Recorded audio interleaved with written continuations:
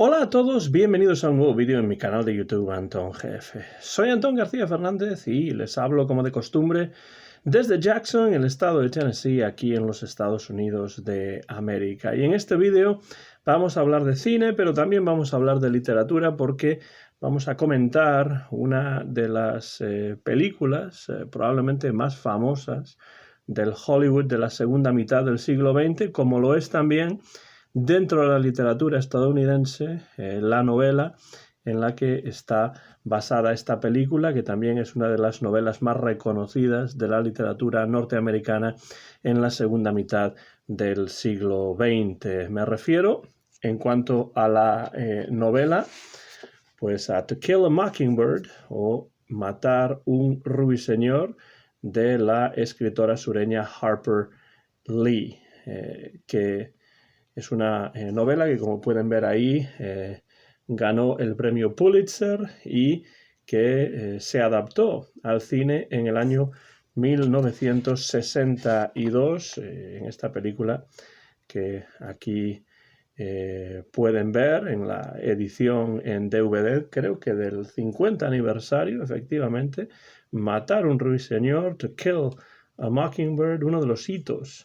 del cine de Hollywood de la segunda mitad del siglo XX, dirigida por Robert Mulligan, con un magnífico, y aquí está, Gregory Peck en el papel del abogado sureño Atticus Finch, una interpretación que le valió a Peck el Oscar al mejor actor en ese año 1962. Ya digo que To Kill a Mockingbird está basada en la novela de Harper Lee, y la propia Harper Lee ayudó en el guión de la película, que está firmado por Horton Foote. Desde luego, Harper Lee, con esta novela, To Kill a Mockingbird, Matar un ruiseñor, es una de esas autoras, como por ejemplo J.D. Salinger, que han escrito muy poco. De hecho, en un libro reciente, el escritor británico Nick Hornby critica con bastante dureza a escritores como Salinger, como Harper Lee, que han escrito muy poco y que se han alejado de los focos y de la atención de la prensa y del público. Pero en su momento esta novela, como digo, fue ganadora del premio Pulitzer, y Harper Lee es una de esas escritoras que han publicado poco, pero que han creado al menos una obra memorable, considerada por la crítica como una de las mejores novelas estadounidenses del siglo XX. Una segunda novela se publicó hacia el final de la vida de Harper Lee, titulada Go Set a Watchman, que se publicó como la segunda parte de Matar a un ruiseñor, cuando en realidad era un manuscrito que presentaba una primera versión de esta obra, To Kill a Mockingbird, que es una cuestión que además creó bastante polémica cuando hace unos años se publicó Go Set a Watchman. En todo caso, Matar a un ruiseñor es la novela clásica de Harper Lee, en la que denuncia los prejuicios raciales existentes en el medio rural del sur de los Estados Unidos. Harper Lee es una escritora del estado de Alabama, el profundo sur de los Estados Unidos, y en esta novela lo que hace, basándose en un caso que recuerda a la propia Harper Lee, de cuando tenía aproximadamente unos 10 años, que ocurrió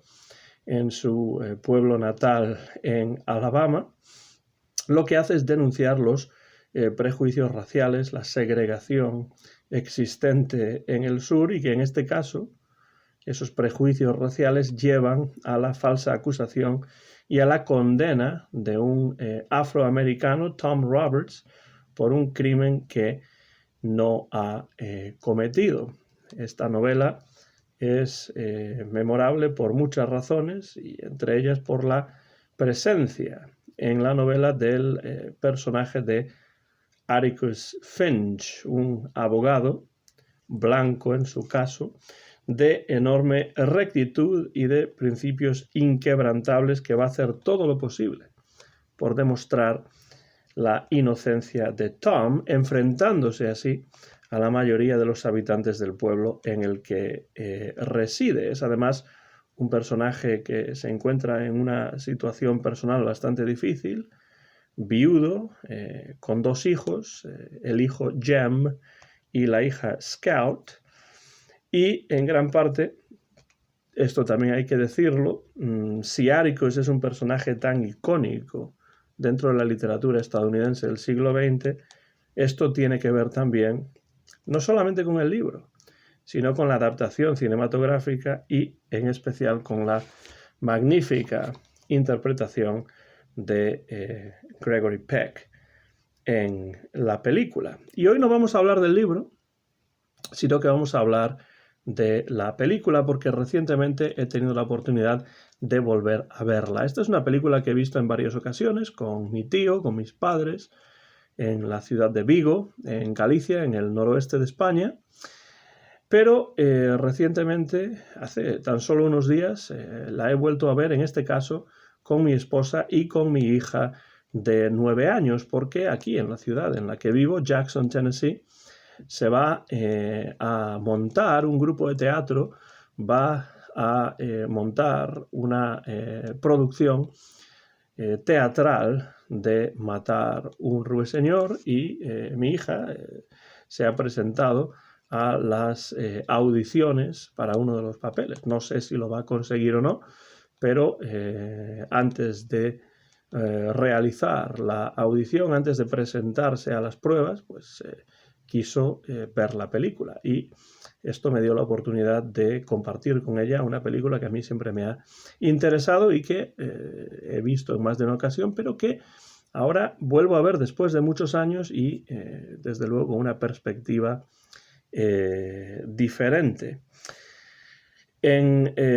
la película, al igual que en la novela, la narración está focalizada a través de los ojos de los niños. Es decir, es una mirada infantil. En muchos casos, la mirada de Jem, el hijo de Atticus, y sobre todo Scout, la hija de Atticus, que tiene aproximadamente unos 10 años y que además narra de forma retrospectiva los hechos cuando ya es mayor. Hay un marco narrativo retrospectivo en el cual Scout, cuando ya han pasado los años y ya es mayor, pues recuerda los hechos, narra los hechos, y nosotros los vemos en las imágenes a través, sobre todo, de los ojos de estos niños, y en especial a través de los ojos de Scout. Scout, que cuando es mayor reflexiona al contar esta historia o al rememorar esta historia, que es una historia muy semejante a una que vivió, que recuerda haber vivido, o de la que recuerda haber sido testigo la propia Harper Lee cuando tenía aproximadamente la edad de Scout, unos 10 años. Y entonces Scout reflexiona retrospectivamente sobre el medio rural en el que nació y en el que creció. Reflexiona también sobre su relación con su hermano Jem, y sobre todo reflexiona sobre la relación con su padre, Gregory Peck, Atticus Finch, que en varios diálogos transmite a sus hijos los valores que han ido dando forma a su propia existencia. Por ejemplo, la igualdad de todos los seres humanos, la verdad, la justicia, la honestidad, la apertura hacia los demás. Él lo describe en base a esa idea de que para realmente conocer a una persona hay que ponerse en su lugar. Como se dice en inglés, caminar en sus zapatos, walk in his or her shoes, ¿no? Como dice aquella canción que grabó Elvis Presley en los años 70, walk a mile in my shoes, camina una milla en mis zapatos antes de criticarme y antes de asediarme con preguntas y con críticas. Bueno, esto es algo de lo que habla Atticus Finch en la novela y, por supuesto, también la interpretación de Gregory Peck como Atticus, en cierto momento dice eso precisamente, que hay que abrirse a los demás, hay que ponerse en su lugar y caminar en los zapatos de las demás personas para comprenderlas, para tratar de conocerlas mejor. Una idea un tanto idealista, por supuesto, pero es que así es el personaje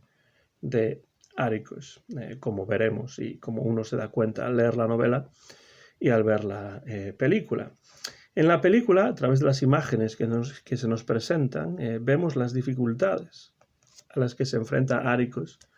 tratando de educar a 2 hijos sin la ayuda de su esposa fallecida, pero con la asistencia de una mujer de raza negra que se llama Calpurnia y también de una vecina que de vez en cuando pasa por su casa, por las mañanas sobre todo, cuando los niños están tomando el desayuno antes de ir a la escuela. Vemos también los juegos a los que se entregan Jem y Scout con un amigo, otro niño que pasa en ese pueblo los veranos que se llama Dill, que según parece está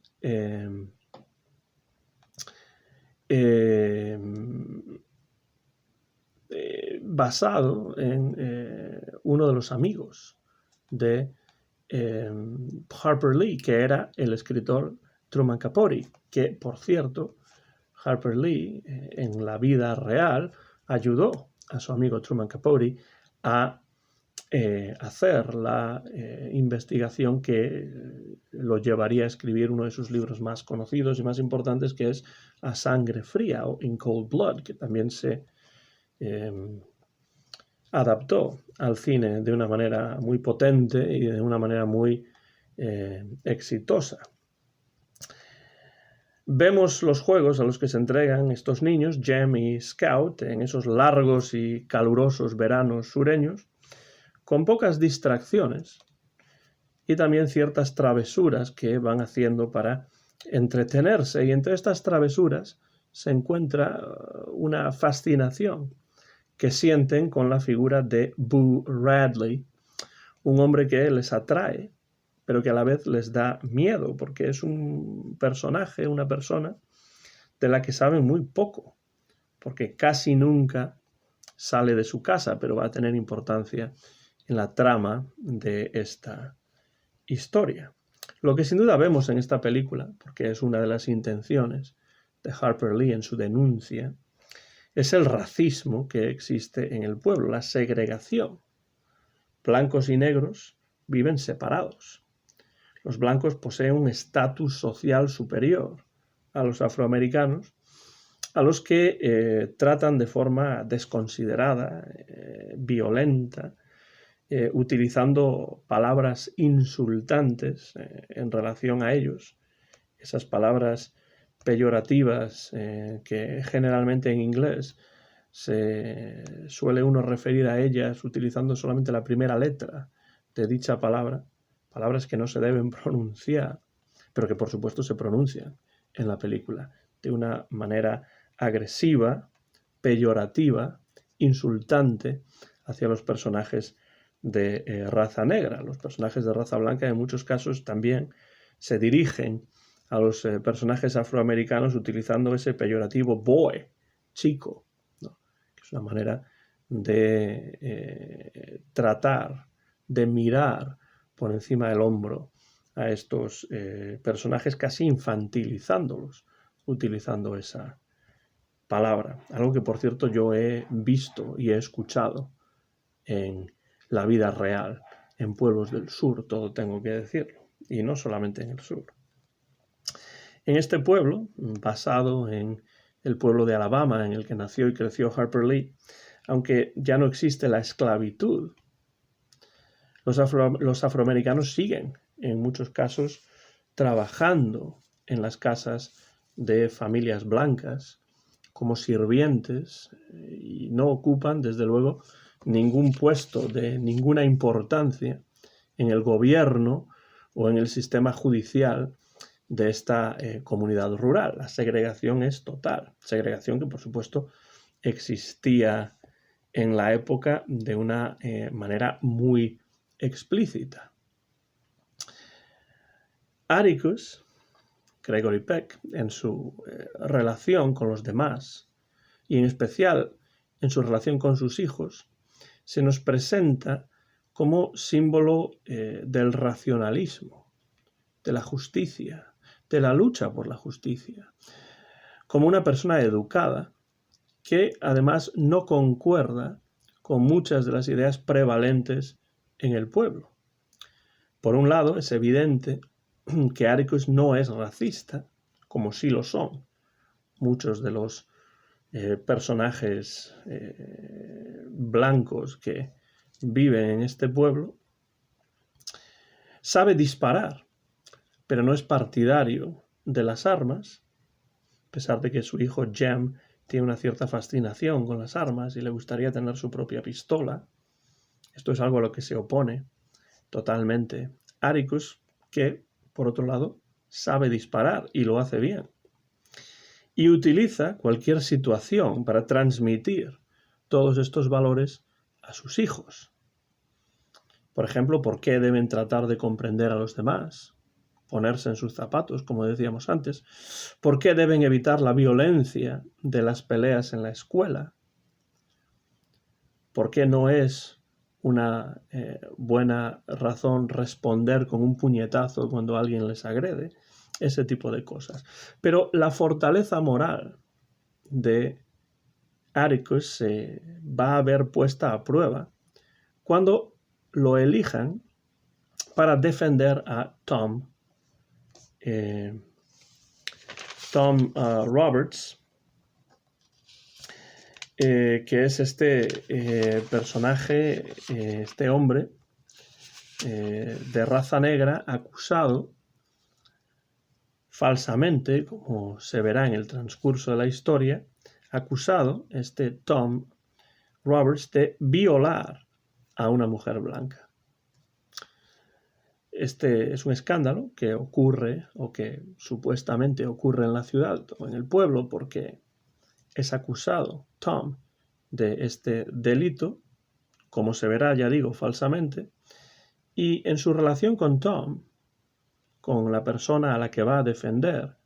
Atticus primeramente cree que Tom merece un juicio justo. Otra cosa es que suponga que lo vaya a tener o no, pero piensa que merece un juicio justo, como todos los individuos en la sociedad. Después,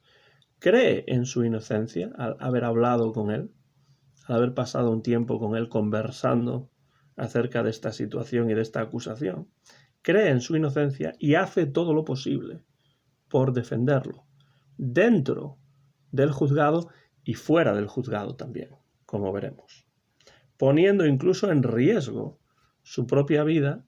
cuando un grupo de hombres se acerca al lugar en el que Tom está detenido antes del juicio con la intención de lincharlo. Evidentemente, no hay más que recordar canciones como Strange Fruit, Fruta Extraña, de Billie Holiday, que es una canción acerca de fruta extraña que cuelga de los árboles, que son los cadáveres,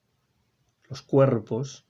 de personas negras que han sido linchadas y colgadas de esos árboles. Esto le iba a pasar a Tom, pero se interpone Atticus, y también, de alguna manera, ayudado por sus hijos Jem y Scout, de solamente unos 10 o 12 años. Atticus aguanta con entereza todas las vejaciones que sufre por querer hacer valer la ley en este contexto, y todo esto, el juicio, los ataques a Atticus, los insultos, los maltratos hacia los personajes afroamericanos, todo esto lo vemos siempre a través de la mirada de Scout, que, recuerden, es quien narra esta historia de forma retrospectiva, y a través de su mirada es como nosotros accedemos a todas estas cuestiones. Los niños, por ejemplo, están presentes también en el juicio y están colocados en la parte superior del juzgado, que es donde se congregan los afroamericanos. Y ese momento en el juicio, en el cual vemos a los personajes negros en la parte superior del juzgado, mientras que en la parte inferior están los blancos, es otro ejemplo visual y espacial de la segregación que impera en este pueblo del sur. En el transcurso del juicio, que es la parte central de la película, pero que no ocupa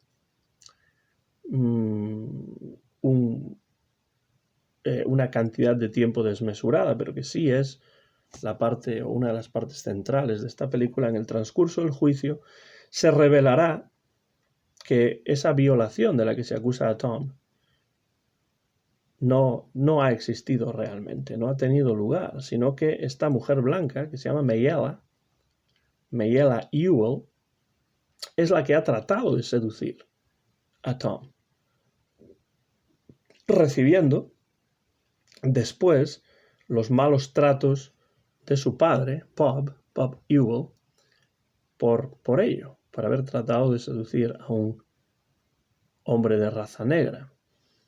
Por supuesto, en una película de 1962 no se explicita todo esto, pero lo que sí es evidente es que se deja ver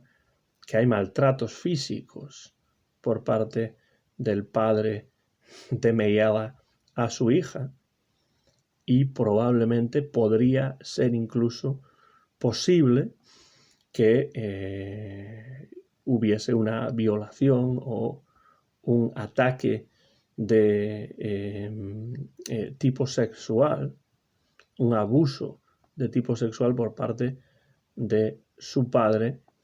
en la persona de Mayella. Esto no se dice, pero bueno, se deja caer, se deja entrever en este momento del juicio. No parece que pueda ser Tom quien haya atacado a Mayella, porque, bueno, pues por cuestiones circunstanciales que tienen que ver con los golpes que ha recibido y que lo más probable es que hayan venido de su padre, de Bob Ewell. Es muy posible incluso, como digo, que los abusos sexuales o los abusos físicos no se hayan quedado en golpes, sino que hayan ido más allá por parte de su padre. El discurso final de Atticus es uno de los momentos más memorables de la película y es una invectiva elocuente en contra del racismo y en contra de la segregación. Pero tenemos que valorar este discurso final de Atticus al mismo nivel que yo creo que es necesario valorar el papel del propio Tom Roberts, que tiene que presentarse en el juzgado y contar la verdad de lo que ha ocurrido ante un jurado que le es que le es totalmente contrario, que no lo va a escuchar, que lo único que ve en él es el color de su piel, porque por supuesto el jurado está compuesto solo por hombres blancos, hombres que no van a creer la historia de Tom, pero Tom tiene la necesidad y tiene el coraje también de narrar lo que ha ocurrido, de dar su versión de los hechos, que es la versión verdadera de los hechos, a pesar de que no se le va a creer. Por supuesto que Atticus cree esta versión, pero nadie en el jurado lo cree.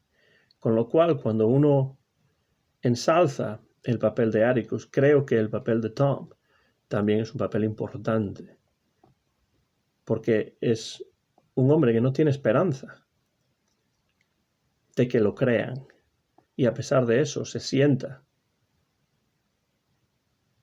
Y allí, delante de una mayoría de personajes blancos, personas que además son los que conforman el jurado, tiene que contar una historia que nadie quiere escuchar y que nadie quiere creer.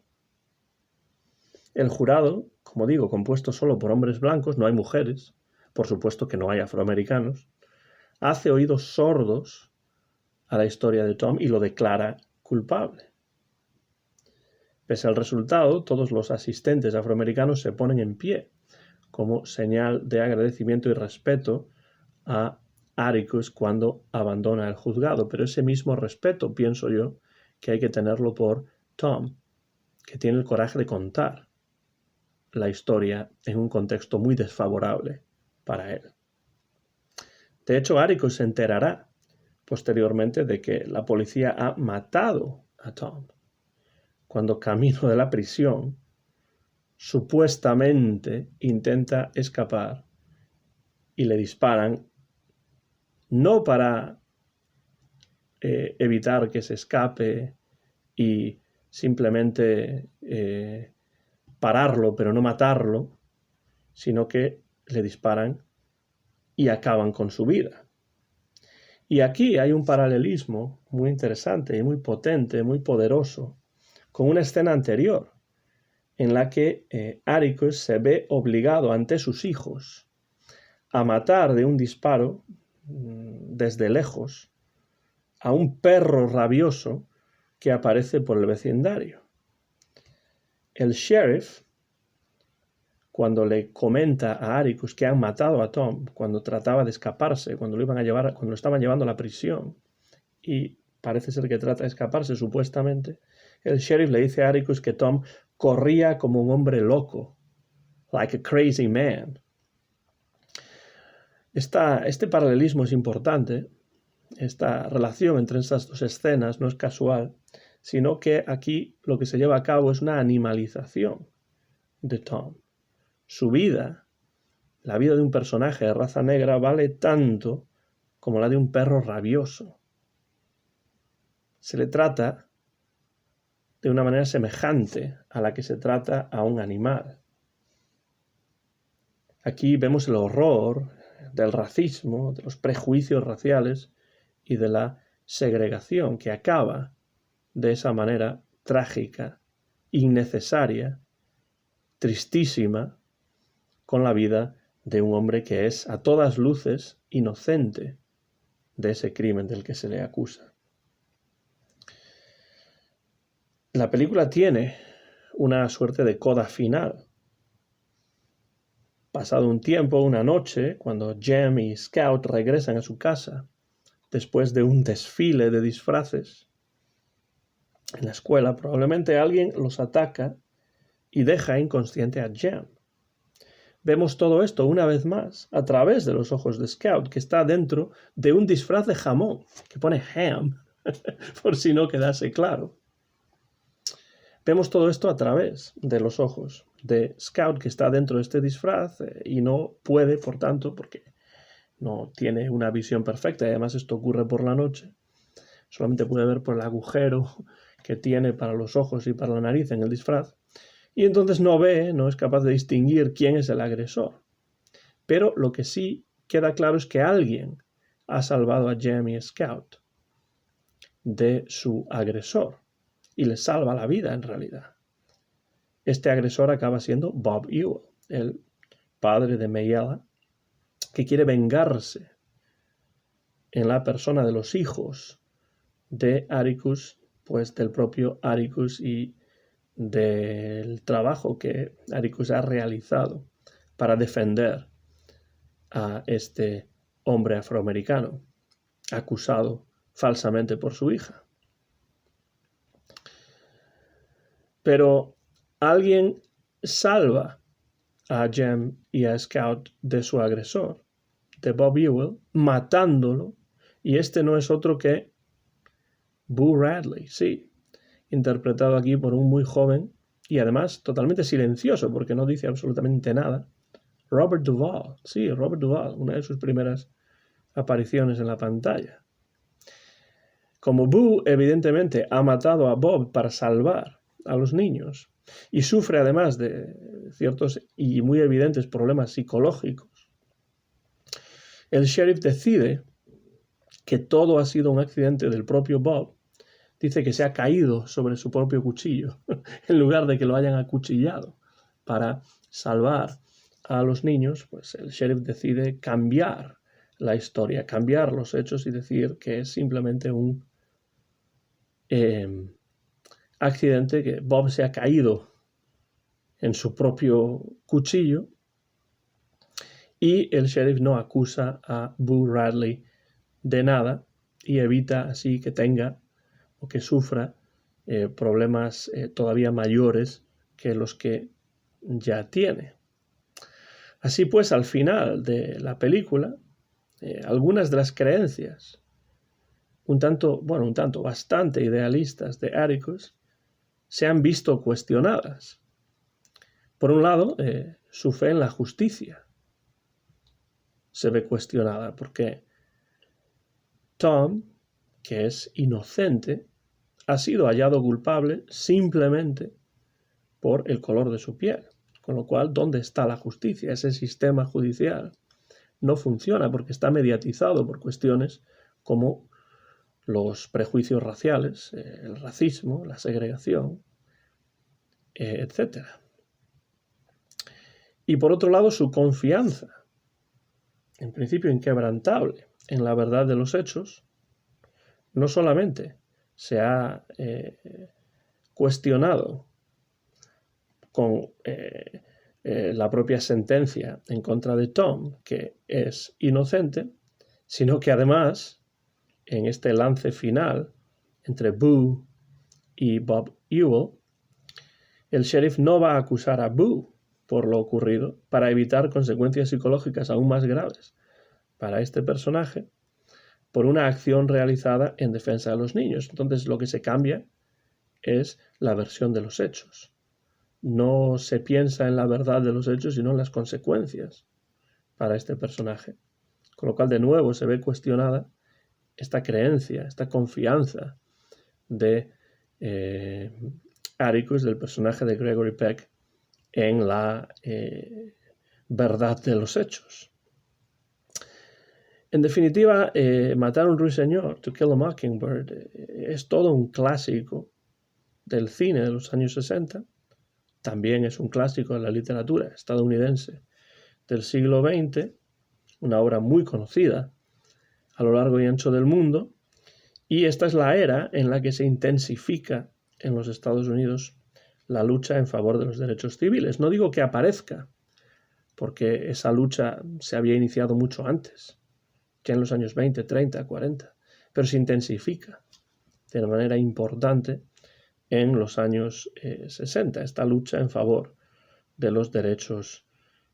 civiles. Y esta película, esta novela de Harper Lee,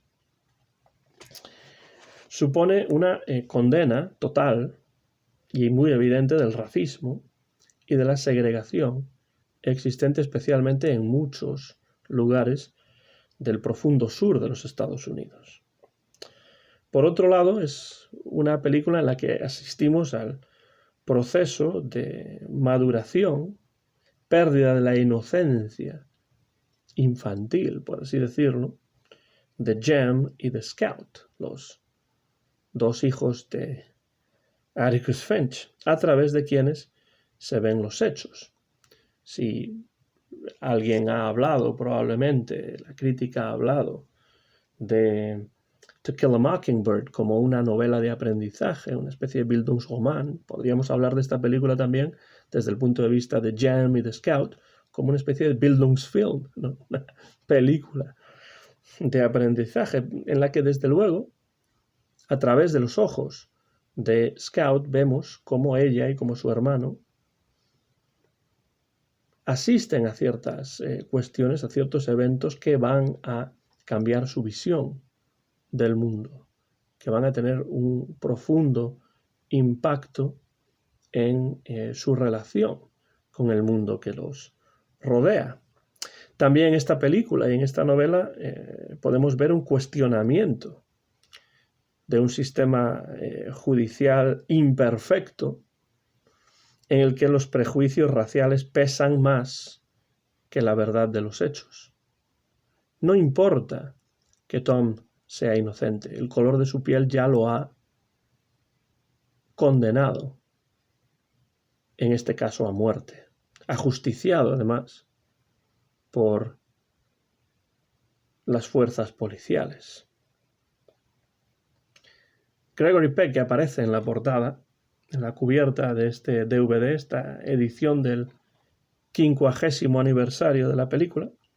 edición que por tanto debe de ser del año 2012, vemos ahí a Gregory Peck porque icónica, totalmente icónica en su interpretación. Aunque Gregory Peck, por lo que parece, no fue el primer actor al que se le ofreció este papel, sino que James Stewart, uno de mis actores favoritos, siempre lo he dicho, fue el primer elegido,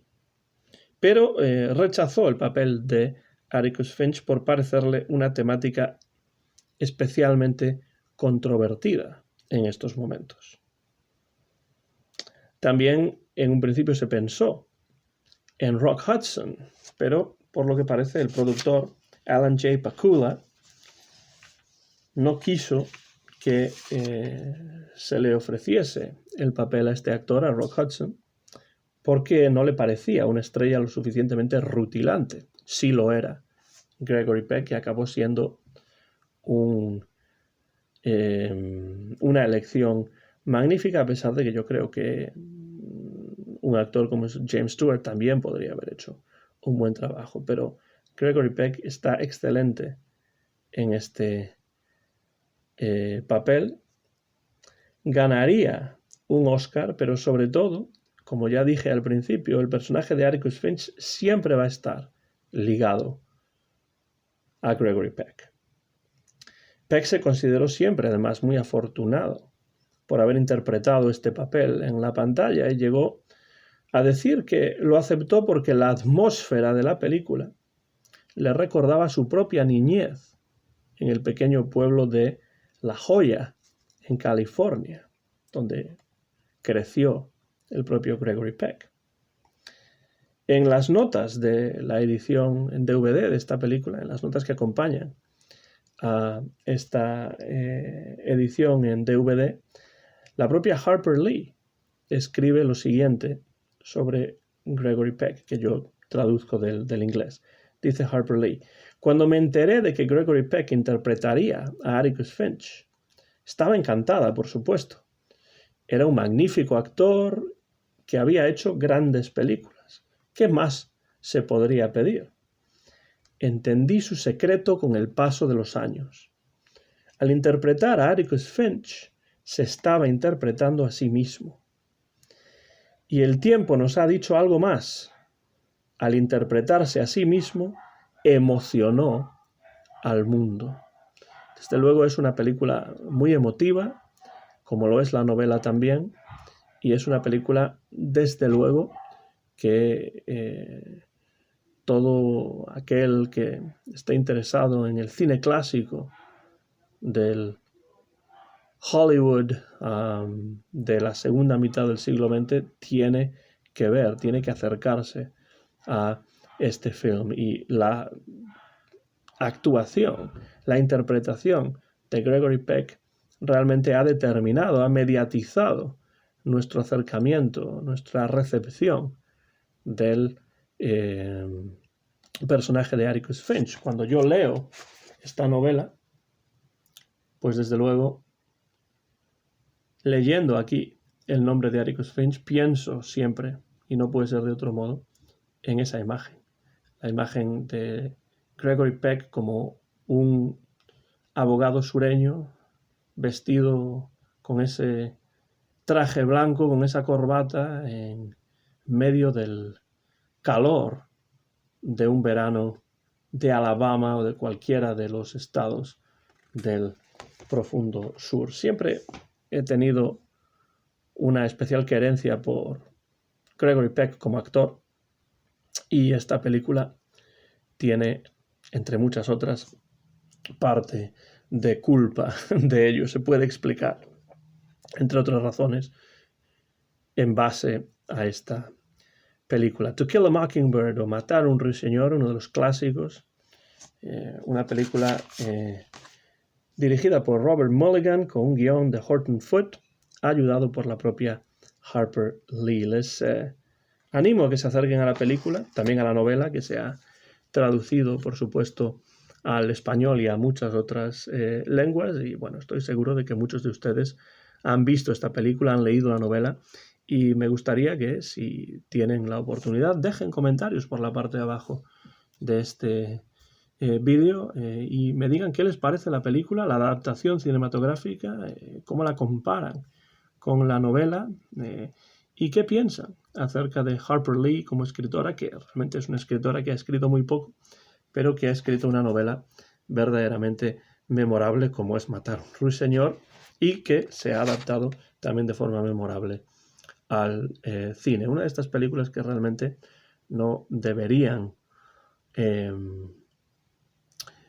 pasar por el proceso de un remake, porque esta versión original en blanco y negro, como diría mi tío, en glorioso blanco y negro, es realmente una versión inolvidable y yo creo que insuperable. Dejen comentarios por la parte de abajo de este vídeo si lo desean y entraremos en una conversación, en un intercambio de impresiones cinematográfico-literario acerca de Harper Lee, de Gregory Peck, de Robert Mulligan y de To Kill a Mockingbird, o Matar un ruiseñor. Y si no han visto la película o no han leído la novela, pues les animo a que se acerquen tanto a la versión cinematográfica como a la obra literaria original de Harper Lee. Soy Antón García Fernández y voy terminando ya. Me despido desde Jackson, en el estado de Tennessee, en los Estados Unidos de América, donde he grabado en directo y sin ningún tipo de cortes este vídeo a principios del mes de marzo del año 2023. Mío es el copyright de este vídeo, que muy pronto van a poder ver en mi canal de YouTube, Antón GF. Como siempre, muchísimas gracias por su atención, gracias por cualquier comentario que puedan dejar por la parte de abajo de este vídeo, y les animo a que sigan viendo grandes películas del Hollywood clásico y a que se acerquen a Matar un ruiseñor, Robert Mulligan, Horton Foote y por supuesto el gran Gregory Peck. Gracias y hasta la próxima ocasión.